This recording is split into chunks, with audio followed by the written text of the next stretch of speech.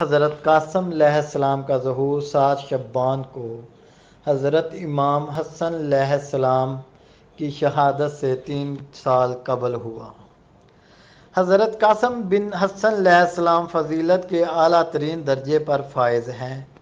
ان کے جد اعلیٰ حضرت محمد مصطفیٰ صلی اللہ علیہ وآلہ وسلم، دادا حضرت امیر المومنین علی علیہ السلام، دادی حضرت سیدہ طاہرہ سلام اللہ علیہا، والد فرزند رسول اکرم صلی اللہ علیہ وآلہ وسلم حضرت امام حسن علیہ السلام، اور چچا حضرت امام حسین علیہ السلام۔ شہزادے نے آنکھ کھولی حضرت امام حسن علیہ السلام کی گود میں۔ حضرت امام حسن علیہ السلام نے آپ کا نام قاسم رکھا۔ آپ کا شجرہ قاسم بن حسن بن علی بن ابی طالب بن عبد المطلب بن ہاشم بن عبد المناف۔ حضرت قاسم علیہ السلام کی والدہ طاہرہ عابدہ زاہدہ کا لقب ام فروہ سلام اللہ علیہا ہے، جو حضرت ام رباب سلام اللہ علیہا، مادر حضرت علی اصغر علیہ السلام اور سیدہ سکینہ سلام اللہ علیہا کی ہمشیرہ ہیں۔ حضرت قاسم علیہ السلام نے تربیت پائی حضرت امام حسین علیہ السلام کے گہوارہ عصمت میں، اور فنون حرب حاصل کیے اشجاع عرب قمر بنی ہاشم حضرت عباس علمداد علیہ السلام سے۔ شجاعت و بہادری آپ کو ورثے میں ملی۔ حضرت امام حسن علیہ السلام کی نیزہ بازی پورے عرب میں مشہور تھی۔ آپ علیہ السلام سے بہتر نیزے کی جنگ کرنے والا پورے عرب میں کوئی نہ تھا۔ شہزادے کے دادا کے نور کا ظہور خانہ کعبہ میں ہوا تھا۔ والد اور چچا کے نور کا ظہور خانہ رسالت میں ہوا تھا۔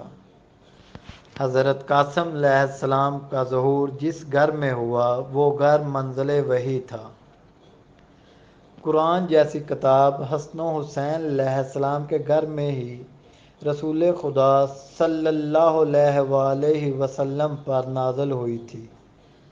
حضرت قاسم علیہ السلام نے جس گھر میں پرورش پائی اس گھر میں برسوں فرشتوں کی آمد و رفت رہی تھی۔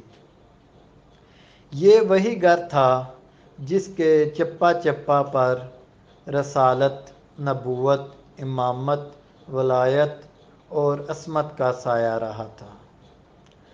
آپ علیہ السلام کی شیریں سخنی لوگوں کو دنگ کر دیتی تھی۔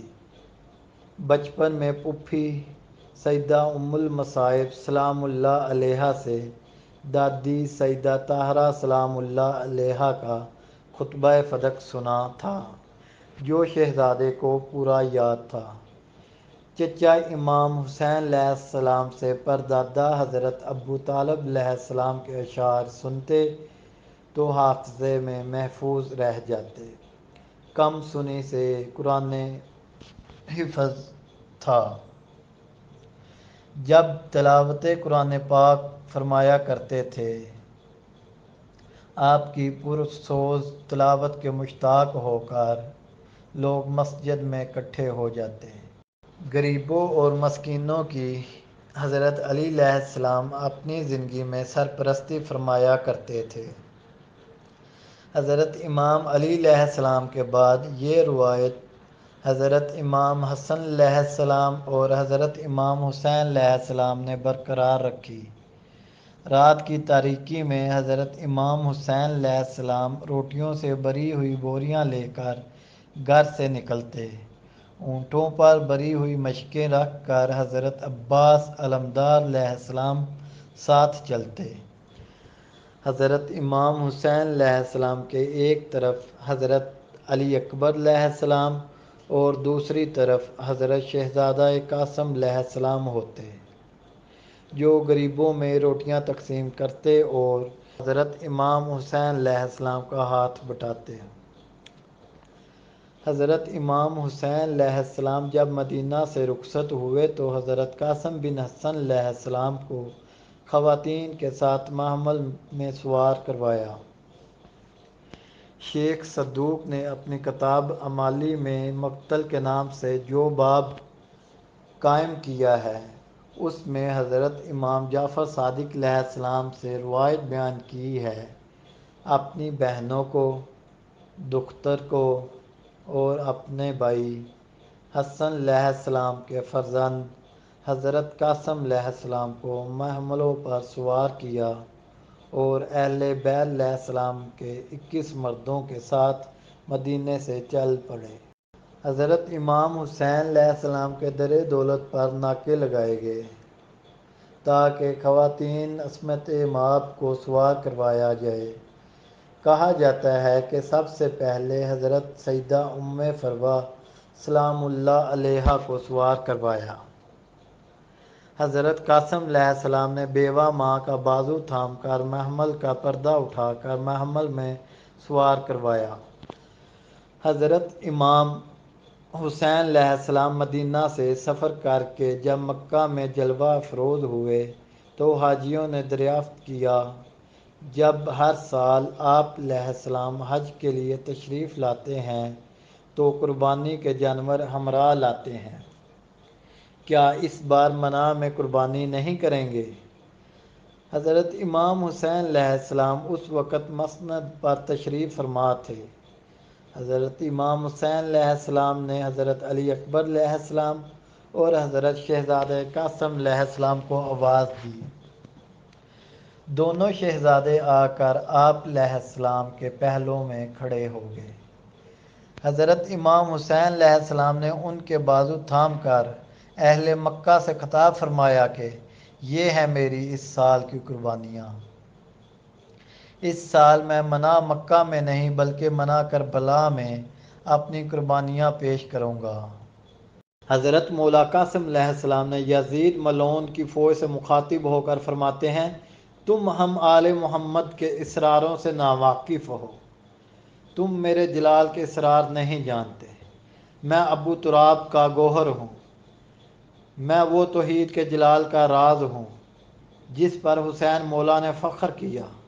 تم میرے جلال کے اسرار سے ناواقف ہو۔ میں چاہوں تو کربلا کے زروں کو تمہارے لیے ملک الموت کر دوں، میں چاہوں تو چلتی ہوئی ہواؤں میں تمہاری موت کو بلا لوں۔ تمہاری اختیارات زندگی قاسم کی اس سواری کے قدموں کے نیچے ہے جو حسین مولا علیہ السلام پر قربان ہونے آئی ہے۔ 7 محرم الحرام شہزادہ قاسم بن حسن علیہ السلام کے ساتھ منسوب ہے۔ کربلا میں حضرت قاسم علیہ السلام کے ساتھ ان کے 4 اور بھائی بھی شہید ہوئے۔ حمید ابن مسلم ازدی کا بیان ہے کہ میں نے ایک ایسے نوجوان کو میدان کارزار کی طرف آتے دیکھا کہ جس کے پیراہن اور لباس کچھ پھٹا ہوا ہے، سر پر عمامہ اور عربی نعلین پہنے ہوئے ہیں، جس کا بایاں تسمہ ٹوٹا ہوا ہے۔ اس نے میدان میں پہنچتے ہی بڑی شان سے جنگ کا آغاز کیا اور دیکھتے ہی دیکھتے 35 افراد کو قتل کر دیا۔ 7 شعبان المعظم جشن ظہور پر نور حضرت شہزادہ قاسم علیہ السلام تمام مومنین کو بہت بہت مبارک ہو۔ اللہم صلی علی محمد و آل محمد۔